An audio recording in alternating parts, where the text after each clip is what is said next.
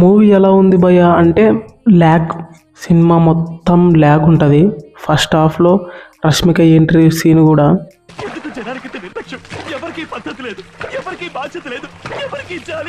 And hero ఒక అర్జున్ రెడ్డి లాగా behave చేశాడు. బట్ లాస్ట్కి వచ్చేసరికి ఆ క్యారెక్టర్ ఎండ్లెస్ క్యారెక్టర్ లాగా మిగిలిపోతాడు. బట్ ఏంటంటే రాహుల్ రవీంద్రన్ డైరెక్టర్ తను ఎలా రాసుకున్నాడో తెలియదు కానీ లాజిక్ లేని రైటింగ్ అనమాట.